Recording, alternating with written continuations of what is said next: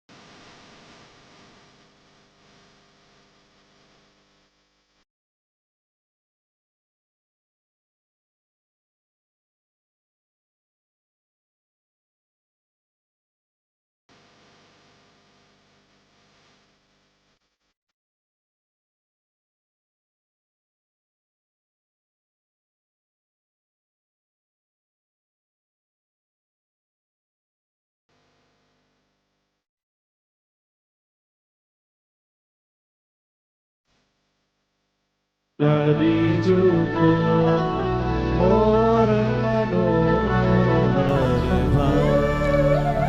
तो लीला हो तो अच्छो, नहीं होए तो हमारे लाल जी प्रकट कर दें। लाल जी हमारे प्रकट करके बताए थे ये लीला है भैया, सुनाया।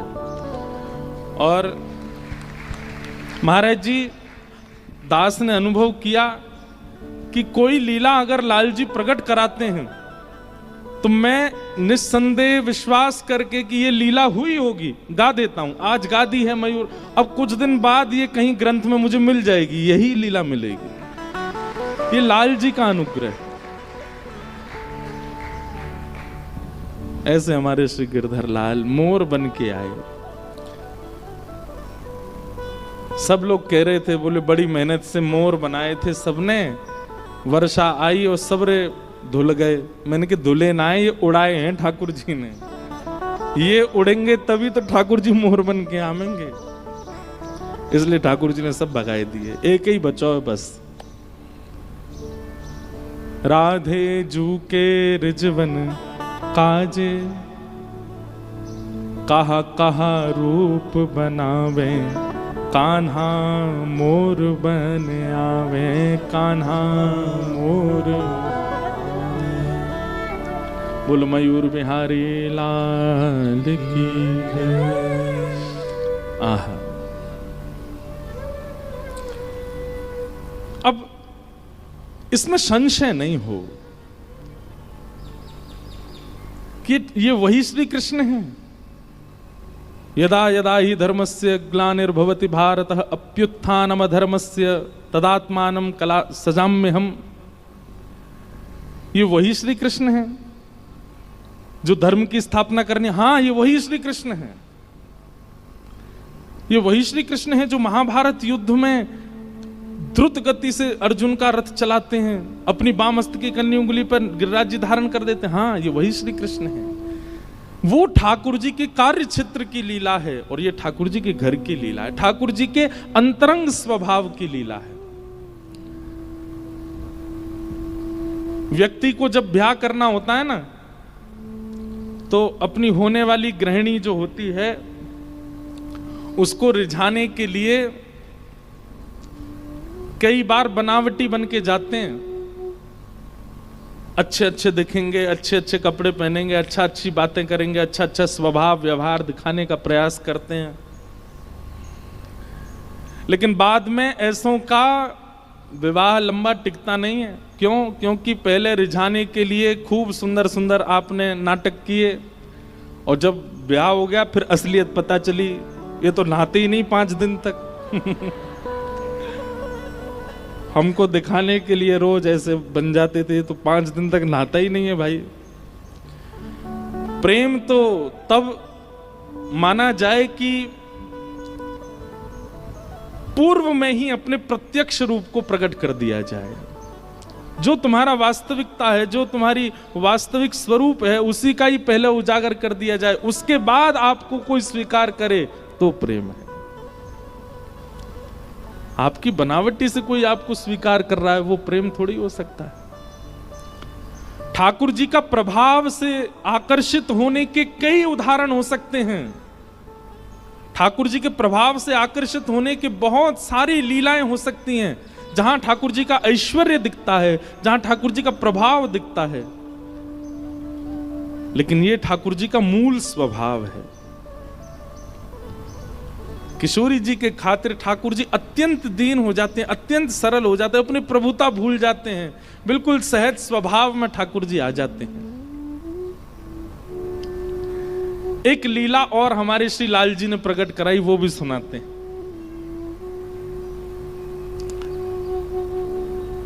किशोरी जी कल वो आम वाली लीला हुई थी। आम चुरा करके ठाकुर जी ने किशोरी जी पे पहले मिलन में ही ठाकुर जी ने अपना स्वरूप दिखा दिया, हम तो ऐसे हैं। लेकिन किशोरी जी उसके बाद भी चिंतन कर रही हैं। ललिता विशाखा कह रही है, कौन ते मिली आप हैं? कौन सो श्री कृष्ण, कौन कान कुंवर? अरे बताओ, आप ते मिलो और मिलने के बाद आप ते आम तुड़वाए और सबरे आमन ने लेके भाज गए और माली ते शिकायत कर गो कि चोर नहीं है, सबरी पकड़ ले। वक्कान कुंवर की बात मत करियो हमारे सामने।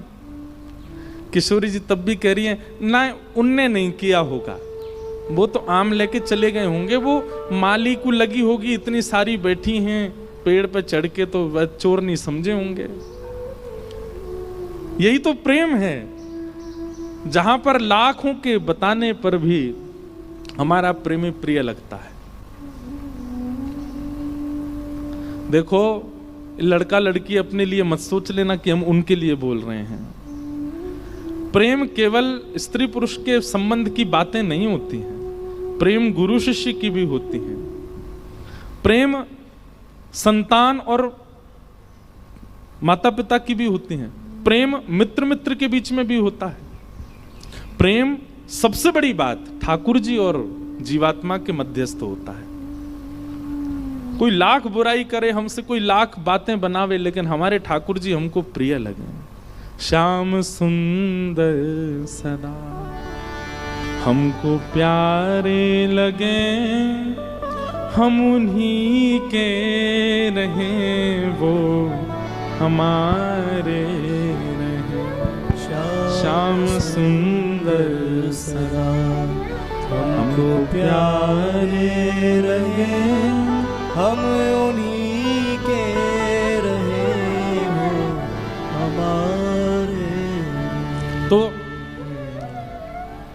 किशोरी जी तो रास्ता भर चिंतन करती गई हैं ठाकुर जी को, और ठाकुर जी भी घर जाके ने संकोच करने, मैंने ने गलती तो कर दी है, बेचारी इतनी दूर से आई नेक सीसी और पीछे माली लगाए दियो। ठाकुर जी भी किशोरी जी का चिंतन कर रहे हैं, किशोरी जी भी ठाकुर जी का चिंतन कर रही हैं। और तभी किशोरी जी पहुंची वृषभानु भवन। एक दिना कीर्ति मैया बोली, लाली तू पूरे दिना बैठी रे, ये तेरी सबरी सखी आकर के खेलें और तू बैठी बैठी इनको देखती रहे, तू कहाँ चिंतन करे। अब श्री जी कैसे बता मैं कहाँ चिंतन करूं।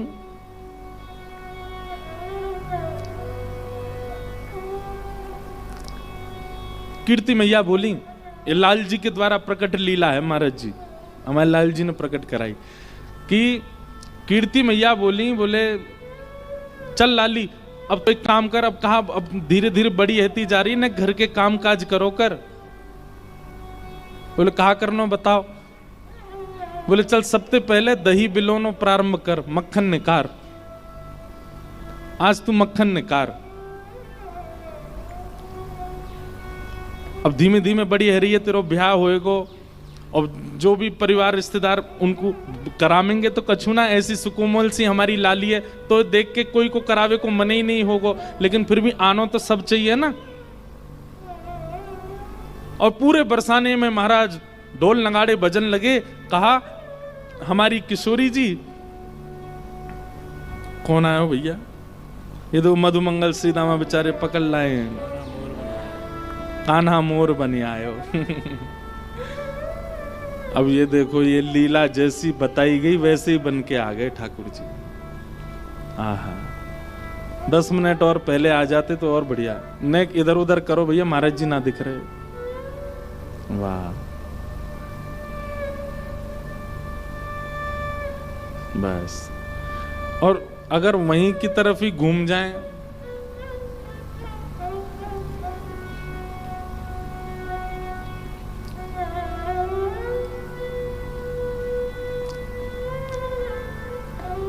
हाँ बस यही।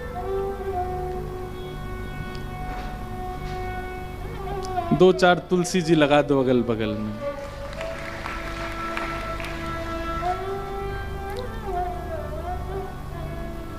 सबरे बेचारे मधुमंगल श्री दामा, तन सुखा मन सुखा धन सुखा। अब हैं कौन कौन से आप ही देख लियो। वाह, बोल मयूर बिहारी लाल की। अब एक चीज इसमें रह गई कि जो मोर के पंख है ना, वो ने क्यों खुले और रह जाते चारों ओर। लेकिन ये भी बात है ना कि किशोरी जी सामने आएंगी तभी खुलेंगे ये। अभी बंद करके बैठे ठाकुर जी। वाह। तो भानु भवन में मैया बोली लाली तू एक काम कर। बोले कहा अब तू दही मथनो सीख ले और दही मथ के बढ़िया सुंदर मक्खन निकार, ऐसे ही घर के काम काजन ने सीख।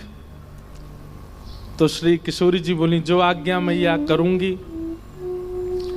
लेकिन राजा की लाली हैं, वृषभानु जी की लाली हैं, ये तो कछु भी करें तो पूरा नगर इकट्ठा हो जाए देखवे के काजे।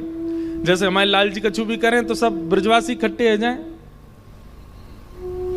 पूरे बरसाने में ढोल बजन लगे, नगाड़े बजन लगे। बोले कहा भयो? बोले हमारी लाडली जी अब नेक नेक बड़ी है गई हैं, पहली बार मथनी चलामेंगी, पहली बार दही मथेंगी, मक्खन निकारेंगी। जोर जोर से ढोल बज रहे हैं। बरसाने से नंदगाम इतना दूर है कि भानु भवन से यानी कि बरसाने भवन से नंदगाम दिखाई देता है। नंद भवन और बरसानो भवन, भानु भवन दोनों पर्वत पर हैं। ये ब्रह्माचल पर्वत पर हैं, वो नंदाचल पर्वत है ना, नंदाचल पर्वत पर नंदगांव। और दोनों पर्वत पर दोनों भवन बिल्कुल आमने सामने, 6-7 किलोमीटर की दूरी है। अगर कोई जोर से चिल्लावे तो आवाज आ जा सकती है। जैसे ही ढोल बजन लगे सोई ठाकुर जी अपने भवन से बाहर निकल के आए। बोले भैया ये बरसाने में ढोल काहे को बज रहे हैं?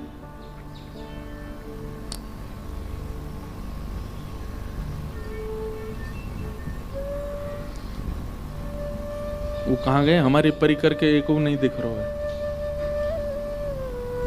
श्री राधा करके एक किताब रखी है, वो लेके आओ। लेखनी एक डायरी है, श्री राधा लिखा होगा, किशोरी जी के चरण बने होंगे, वो ले आओ। उसी में वो पद लिखा है। तो ठाकुर जी ने जैसे ही देखो, सुनो ए मधुमंगल, ओ श्रीदामा, ए तनसुका मनसुका जी काहे रो? श्रीदामा किशोरी जी के बड़े भैया हैं।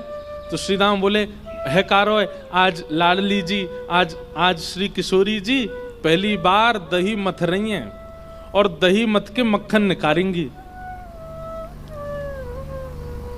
ठाकुर जी तुरंत कान खड़े गए। बोले मक्खन निकारेंगी? बोले हाँ। और वहां मक्खन को खावेगा कौन?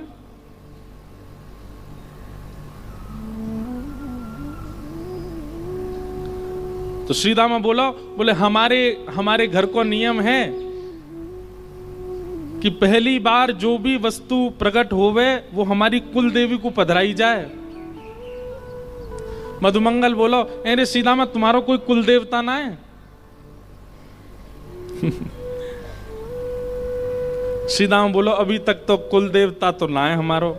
सोई ठाकुर जी खड़े है, बोले खड़ो ना है तेरे सामने, मैं कुल देवता हूं भैया। तो कुल देवी को भोग लगावे जावे को, कुल देवता तो यहीं बैठो है, मेरे को भोग लगा दे। श्रीदाम बोले लाला तू ऐसे आनंद मत करो कर, ऐसी बात मत करो कर। ठाकुर जी बोले देख, ये गोपीन के घर के मक्खन चुरा के, ब्रजवासीन के घर के मक्खन चुरा के सुख मिले, लेकिन किशोरी जी दही मथिंगी और मक्खन निकलेगो अगर हमने नहीं चखो, हम तो पहले अगर कुल देवी ने चख लियो ना तो नहीं पाएंगे, पहले हम चखेंगे।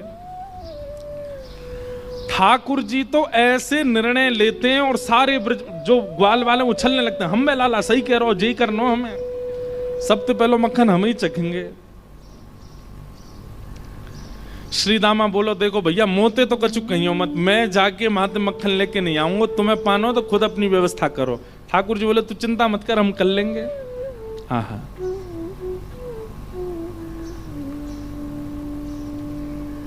किशोरी जी पहली बार दही मथ रही हैं और प्यारे गिरधर लाल जी क्या वर्णन कर रहे हैं।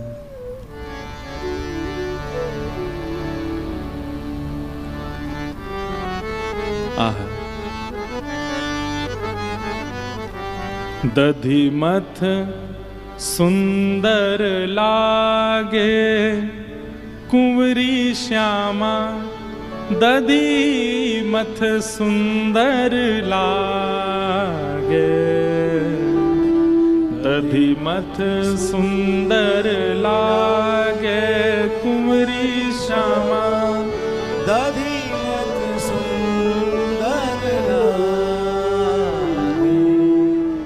सी किशोरी जी हैं और दही मथ रही हैं। सब लोग दर्शन करो लीला को। दधी मथ सुन, छोटी सी मटकी है और छोटी सी किशोरी जी बैठ करके दही मथ रही हैं। आहा, तनिक तनिक, तनिक मतलब छोटे, तनिक तनिक हाथन सो मथनी, तनिक तनिक हाथन सो, तनिक सी भोरी चलावे, तनिक सी भोरी चलावे। महाराज जी भाव आया कि ठाकुर जी ने दुनिया के मक्खन चुराए, लेकिन किशोरी जी के हाथ को निक्सो मक्खन नहीं चुराया, तो फिर काय के कन्हैया। तब गिरधर लाल जी ने ये पद लिखवाया, दधी मथ सुंदर लागे कुंवरी श्यामा, दधी मथ सुंदर लागे, दधी मथ सुंदर लागे कुंवरी श्यामा, दधी मथ सुंदर लागे। और निरख रही ब्रज नारी एक टक, निरख रही ब्रज नारी एक टक, कीरति मन हर्षावे, कीरति मन हर्षावे। आहा, जैसे ही छोटी सी किशोरी जी बैठी है मथनी पकड़ करके, और जैसे ही धीमे धीमे मथनो शुरू कियो, सबरी बलैया, अरे मैया कैसी सुंदर लग रही है, नेक्सी सी लाली हमारी कितनी सुंदर लग रही है। कभी मथनी इतकू है जाए, कभी इतकू खिसक जाए, कीर्ति मैया जाके वह संभाले, लाली ऐसे धीमे धीमे चलाए याकू। दधी मथ सुंदर लागे कुंवरी श्यामा, दधी मथ सुंदर लागे, दधी मथ सुंदर लागे कुंवरी श्यामा, दधी मथ सुंदर लागे। अब ठाकुर जी को जैसे पतो चली कि किशोरी जी मक्खन निकाल रही हैं, दही मथ रही हैं, इतने में ही कहा भयो, बेबस भय थाए नंद नंदन, बेबस भय थाए नंद नंदन। ठाकुर जी दौड़े, लेकिन तभी श्रीदाम बोलो, लाला तू या भेष में जावे गो तो बरसाने में घुसन कौन देगो। सबरे ग्वाल बाल बोले, लाला ऐसे मत जाइयो, बहुत पिटाई होगी नहीं तो। ठाकुर जी बोले, रुक जाओ, कछु तो करना पड़ेगा। बोले, कहा करूं? तो हमारे लाला पे घूम फिर के एक काम सबसे बढ़िया आवे, कहा लाली बननो, नेक में लाली बन जाए लाला। तुरंत अपने केस खोल लिए ठाकुर जी ने, घुंघराले केश, शिखा खोल ली, और शिखा खोल करके लियो रे मधुमंगल काजल लेके आ, आंखन में नैनो नैनो सो काजल लगायो, सुंदर बिंदी पहन ली, कानन में कुंडल लटका लिए, नथबेसर पहन ली। ठाकुर जी का महाराज जी वृंदावन में आप दर्शन करो, ऐसा श्रृंगार कोई पुरुष करता है जैसे हमारे वृंदावन बिहारी लाल करते हैं। कानन में कुंडल पहनेंगे, होठन में लालिमा लगाएंगे, और नीचे बिहारी जी को जाकर के देखो, पजम्मी तो केवल अभी निकल के गई ना चंदन यात्रा, अक्षय तृतीया पे ही पजम्मा पहने, नहीं तो पूरो घाघरा जैसो पहने। किशोरी जी की प्रसादी पहनते हैं, व्रज का ये भाव है कि किशोरी जी की प्रसादी धारण करते हैं ठाकुर जी, इसलिए बिल्कुल गोपीन वालों श्रृंगार करके रखें ठाकुर जी। चुनरी पहन में, अब बताओ सब चीज छोड़ो, कोई पुरुष नथ पहनता है? ठाकुर जी नथ पहन के रहते हैं, हमारे गिरधरलाल जी नथ पहनते हैं, किशोरी जी की प्रसादी पहनते हैं ठाकुर जी। ठाकुर जी ने इतने में ही अपना श्रृंगार किया, काजल लगाया, होठन पे लालिमा लगाई, नथ पहनी, और गले में सुंदर नवलखा के हार पहने, बढ़िया सुंदर चुनरी डाली, नीचे घाघरा सो पहनो, पामन में पायल पहन ली, हाथन में खूब सारी चूड़ी पहन ली। ठाकुर जी बोले, अरे कैसा लग रहा हूं? सबरे सखा बोले लाला तेने बहुत बड़ी कृपा करी जो तू लाला ही है, अगर तू लाली होता तो हम ही ब्याह कर लेते तो ते। हमारे ब्रज में कहते हैं कृष्ण लला तुम होते लली तो गरे कट जाते करोड़न के। इतने प्यारे लगते हैं ठाकुर जी। अच्छा केवल श्रृंगार लाली को कर ले ऐसा नहीं है, चाल भी लाली जैसी, बोली भी लाली जैसी, बिल्कुल तुरंत परिवर्तित हो जाते हैं ठाकुर जी। बहुत वर्सेटाइल कैरेक्टर है महाराज, ये वही सुदर्शन चक्र वाले हैं। और ऐसी मटक मटक करके चल के जा रहे हैं, किशोरी जी मथनी से दही निकाल रही हैं, वो चुरानो मुंह को। आहा भाव हमारे गिरधर लाल जी प्रकट कर रहे हैं। बेबस भय धाये नंद नंदन, बेबस भय धाये नंद, और सखी को रूप धराए, सखी को रूप धराए, सखी को रूप धारण करके गए। आहा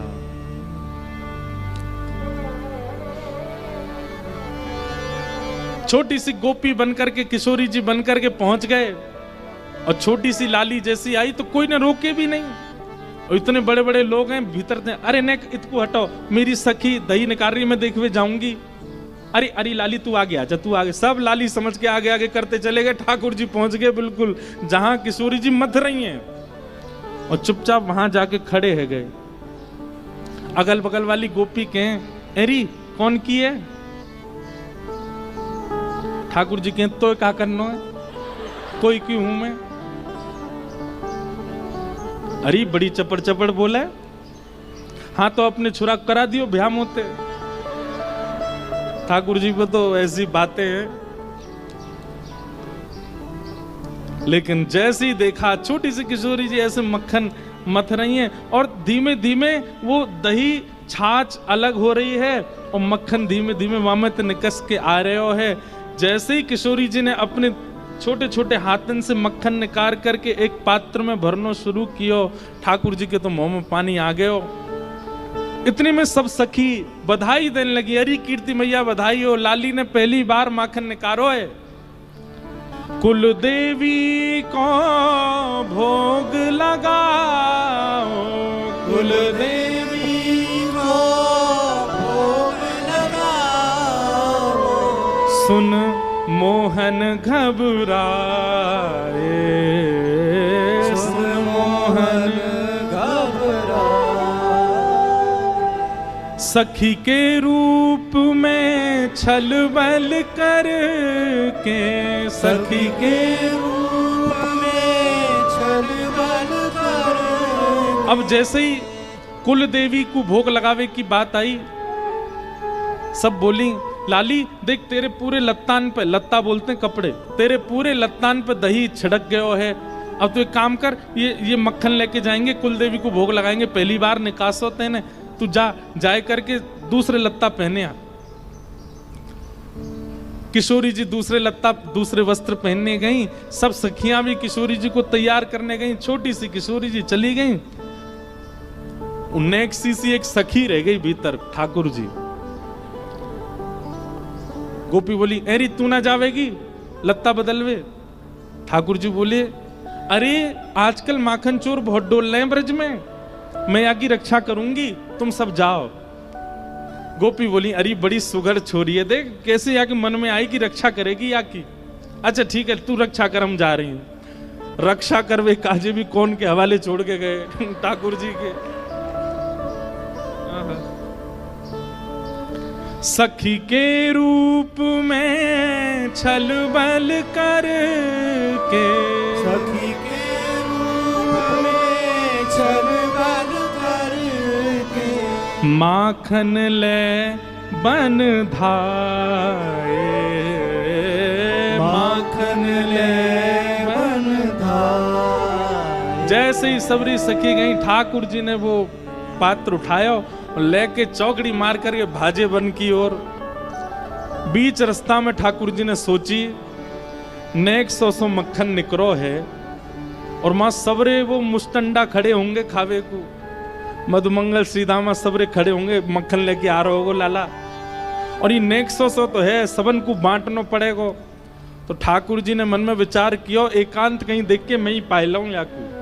आहा, तभी एक वृक्ष के नीचे ठाकुर जी बैठ गए और अपना स्वरूप भी नहीं बदला है, इतने उत्सुक हैं पाने के लिए। किशोरी जी के हाथ का स्पर्श है, किशोरी जी के श्रम से प्रकट हुआ है, ये तो मुंह को पानो मेरे का जो प्रसाद है।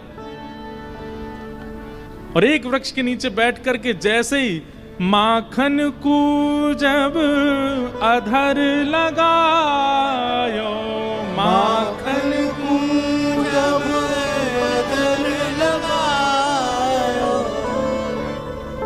या के बाद महाराज जी कहा भयो, हमारे लाल जी क्या सोचते हैं देखो।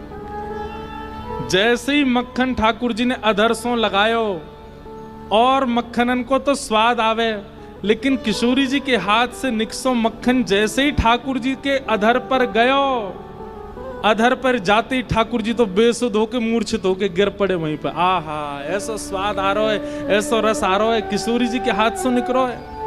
माखन को जब अधर लगायो, माखन को जब अधर लगायो, गिरधर बेसुध पायो, गिरधर बेसुध पायो। जैसे कोई, वैसे उदाहरण तो थोड़ा अटपटा है लेकिन समझो, जैसे कोई व्यसनी व्यक्ति, उसका व्यसन सामने आ जाए तो व्यसन का उपभोग करके वो उस व्यसन में तल्लीन हो जाता है, फिर भूल जाता है अभी धूप है, ताप है, रात है, दिन है, भोर है, वर्षा है, कोई बैठा है नहीं बैठा। जब उसकी उत्सुक वस्तु सामने आ जाती है तो वो बेसुध हो जाता है। ठाकुर जी ऐसे ही मक्खन पाए के बेसुध है करके पड़ गए। एक एक कणिका मक्खन की मानो अपने मुखमंडल पर ऐसे ठाकुर जी रस ले ले करके वाकू पा रहे हैं, ऐसे बेसुध है गए, भूल गए कहा है रोए। एक एक कणिका में मक्खन के में, जबकि मक्खन में कण नहीं होते, लेकिन ठाकुर जी अपनी जिह्वा से वाके एक एक कण को ऐसे ऐसे धीमे से ग्रहण कर रहे हैं। किशोरी जी के हाथ को निकलो है, बड़ा बहुमूल्य मक्खन है, याकू तो बड़े प्रेम से पानो है, बेसुध है करके ठाकुर जी पा रहे हैं। माखन को जब अधर लगायो, माखन को जब अधर लगायो, गिरधर बेसुध पायो, गिरधर बेसुध पायो। यहाँ किशोरी जी तैयार भई, सब सखियां तैयार भई, जैसे तैयार है करके गई, मथनी जहां रखी वहीं मक्खन धरो। कीर्ति मैया बोली, अरे गोपियों जाओ, जाए करके ले आओ। अरे मैया वहां पे एक छोटी सी सखी खड़ी है वह रक्षा में मक्खन की, वही ते कह दें वो ले आवेगी। अरे गोपियों जाओ, वह सखी ते कहो मक्खन लेके आवेगी, छोटी सी लाली है। माँ गए तो ना तो लाली है ना मक्खन है, सब चलोगो। अरे महाराज दौड़ी दौड़ी आई, अरे मैया काबे बोल मक्खन तो मां मिलो ही नहीं है, और वो सखी भी ना है, वो गोपी ना है, छोटी सी, कहां चली गई। इतने में ललता विशाखा आदि सब छोटी छोटी आ गई। बोले एरी या पूरे बरसाने में हम 8 के अलावा कोई को अनुमति नहीं है वृषभानु भवन में जाके किशोरी जी के पास खड़े। अभी ये 9वीं सखी कौन सी आई, तू गई? बोलो ना मैं तो नहीं, तो तू ही आई थी। बोल मैं भी नहीं। सब रही आपस में बोले हम तो नहीं। तभी विशाखा जी को दिमाग घूमो, बोले मक्खन निकसो, वो भी पहली बार, और तभी एक नई सखी को आगमन भयो, और वो रक्षा की भावना कह के गई, और जब लौट के आके देखो तो ना सखी मिली ना मक्खन। कहीं ऐसा तो ना सखी के भेष में कोई सखा आया हो।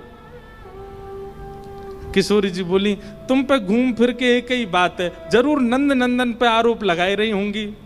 विशाखा बोली और कोई है ही ना सके, श्री जी तुम शर्त लगाए लो, हम तो वही आया हो, वही लेके गए हो। किशोरी जी बोली ना वो ऐसे ना है। सबरी सखी बोली तो चलो फिर नंद भवन चलें, नंदगाम चलें, जाके न पतो करके हमें कच्छू तो सुराग मिलेंगे, कच्छू तो सबूत मिलेंगे मक्खन के। सब सखियां जा रही हैं नंद भवन। क्यों? नंद भवन तो बहुत दूर है, बीच मार्ग में ही देखो एक वृक्ष के नीचे बेसुध पड़े हैं ठाकुर जी। विशाखा बोली एनी कोई सखी पड़ी है एक वृक्ष के नीचे? बोले भैया कोई सखी होती तो न लाज लाज करके लेटती है, तो बेलाज सी लेटी है। पास जाए करके जैसे ही देखो मुंह पे पूरे पे मक्खन लगो है और ठाकुर जी चटकारे ले करके प्रेम से पा रहे हैं। किशोरी जी ने जैसे ही देखो बोले देखो तुम्हें मेरी सौगंध है, ये तो मेरे मन की पूरी भई है। आज मैं जब से मक्खन निकाल रही तब से मेरे मन में आ रहा हो कि मक्खन को सबसे बड़ो प्रेमी तो श्री कृष्ण है, वो आए करके मेरो मक्खन ग्रहण कर ले जाएं और वो पूर्ण है गयो। अब हल्ला मत करियो, तुम्हें मेरी सौगंध है, कोई तो कछु कहवे की आवश्यकता, ये तो मेरे मन की पूरी भई है। आहा। मन को भाव पूर्ण भयो है, मन को भाव पूर्ण भयो है। लो भैया किशोरी जी के आते खुल गए पंख। बोलो मयूर बिहारी लाल की जय। वाह भैया, ये देखो प्रत्यक्ष अनुभव। ये आप कैसे कह सकते हैं कि प्रत्यक्ष अनुभव नहीं है? दत्त धाम में साक्षात वृंदावन की लीलाओं का प्रत्यक्ष अनुभव है।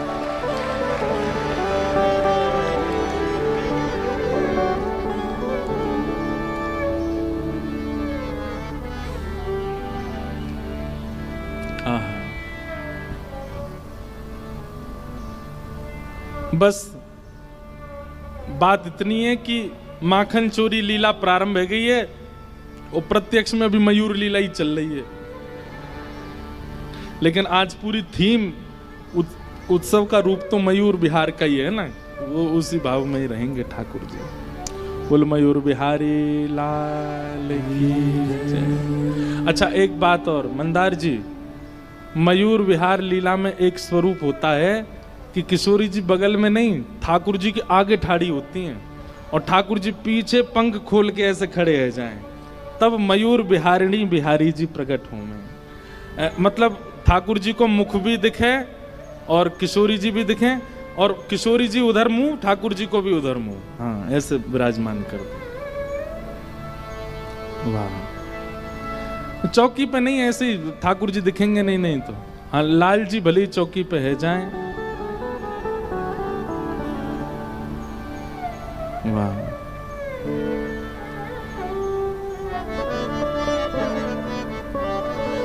मन को भाव पूर्ण भयो है, मन को भाव पूर्ण भयो है। मन को भाव पूर्ण भयो है, मन को भाव पूर्ण भयो है। श्री जी मन हर्षावे, श्री जी मन हर्षावे। और फिर कहा लीला भाई, शीत प्रसादी सब में बाटी, शीत प्रसादी सब में बाटी। सब सखियां बोली हे श्यामाजू आपके मन को भाव पूर्ण भयो कि ठाकुर जी ने आपके हाथ से निक्सो माखन पायो, लेकिन हम सब सखीन को भी मनोरथ है तो कि हमारी श्यामाजू जब मक्खन निकालेंगी तो हम सब भी पाएंगे। तो किशोरी जी बोली मिल तो गयो, मेरे द्वारा प्रकट कियो गयो मक्खन पहले श्री कृष्ण ने पायो, वो प्रसादी है गयो। अब यहाँ में से बच्चों कुछ मैं भी नेक ले रही हूँ और बाकी जो बचेगा वो तुम सब पाए लो। प्रसादी है, अमनिया थोड़ी पाओगी, प्रसादी पाओगी। वैष्णव का स्वभाव है कि वो किसी भी वस्तु को बिना ठाकुर जी को निवेदित किए नहीं पाता, अमनिया नहीं पाता, प्रसादी पाता है। किशोरी जी और ठाकुर जी दोनों की जब प्रसादी हो गया मक्खन, तब सखियों ने जो बचा हुआ था उसमें से एक एक तनिका सब में बांट दी। शीत प्रसादी सब में बांटी, शीत प्रसादी सब में बांटी, शीत प्रसादी सब में बांटी, शीत प्रसादी सब में बांटी, लीला सुख बरसावे, लीला सुख बरसावे, दधिमथ सुंदर लागे कुंवरी श्यामा, दधिमथ सुंदर लागे, दधिमथ सुंदर लागे कुंवरी श्यामा, दधिमथ सुंदर लागे, दधिमथ सुंदर लागे कुंवरी श्यामा, दधिमथ सुंदर लागे, दधिमथ सुंदर लागे कुंवरी श्यामा, दधिमथ सुंदर, दधिमथ सुंदर दधिमथ सुंदर, दधिमथ सुंदर सुंदर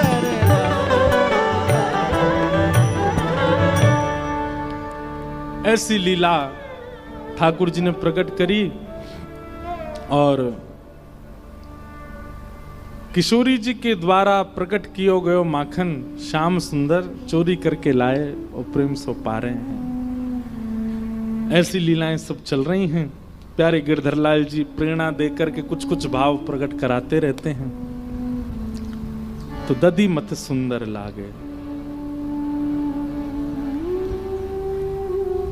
एक दिना किशोरी जी के मन में आई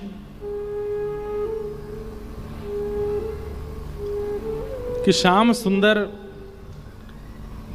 के नंद भवन जाऊं, जाए करके देखूं कि वहां कैसी लीला करें, यशोदा मैया से मिलके आऊं एक बार। किशोरी जी के मन में आई अपने आप। ठाकुर जी ने पता तो बता ही रखो, ठाकुर जी तो 2-3 बार आ चुके हैं बरसाने। आज पहली बार किशोरी जी नंद भवन जा रहे हैं। छोटी सी हैं, बहुत सुंदर एक भाव है। अब कल महाराज जी कह रहे थे कि कृष्ण लीला संपूर्ण गाते हुए हो, गाते हुए ही है महाराज जी। लीलाएं सब पदों में ही वर्णित हैं।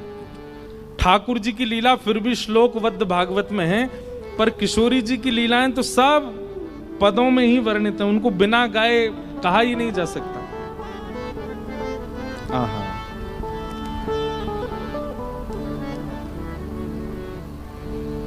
खेलन के मिस कुंवरी राधिका नंद भवन में आई हो। खेलन के मिस कुंवरी राधिका नंद मेहर घर आई हो। किशोरी जी के मन में आया कि मैं आज खेलवे नंद भवन जाऊं। कभी कभी प्रियतम के निज निवास पर भी जाके देख लेना चाहिए अचानक से। जैसे महाराज जी हमारे ब्रज में ऐसा भाव बताते हैं कि ठाकुर जी को भोग लगाते हैं तो पर्दा किया जाता है। हमेशा तो 365 दिन प्रयास कीजिए कि उसका एक समय निर्धारित हो कि ठाकुर जी को भोग लगाते समय इतनी देर ठाकुर जी के आगे पर्दा किया जाएगा। राजभोग आरती के बाद इतनी देर अनौसर होगा। अनौसर का मतलब क्या होता है? अनौसर का मतलब होता है ठाकुर जी अब हमारे लिए उपस्थित नहीं है। अब ठाकुर जी गौचारण करने गए हैं, सखियों के पास गए हैं, गोपियों के पास गए, भक्तों के पास गए, तो इसलिए 12, साढ़े 12, 1 बजे हमारे वृंदावन में सारे मंदिरों में अनौसर हो जाता है। उस समय ठाकुर जी आपके लिए उपस्थित नहीं है, सो रहे हैं ऐसी बात नहीं, ठाकुर जी अब कहीं और गए हैं, इस समय मंदिर में नहीं है। उस समय यदि आप दर्शन खोलते हैं तो वो अपराध लगता है। तो ऐसे ही अपने अपने घर के ठाकुर जी का भी एक अनवसर निश्चित कर लीजिए, और यही होना चाहिए। 12-1 बजे के बाद ठाकुर जी के पर्दा हो जाए, 4, साढ़े 4, 5 बजे तक फिर दर्शन कोई ना करे। उसमें ठाकुर जी अब अनवसर में चले गए हैं। अब किसी भक्त के यहाँ, अब जैसे हम यहाँ हैं, जितनी देर कथा चलती है उतनी देर अनवसर रहता है गिरधर लाल जी का। तो अनवसर का मतलब क्या है, अब ठाकुर जी गए होंगे, तैर रहे होंगे गोदावरी जी में, नेक आगे चले गए होंगे, यहाँ के मराठी लोग मिल गए होंगे बीच में, उनकी गैयान को देख के कह रहे होंगे लौकर करा जल्दी करो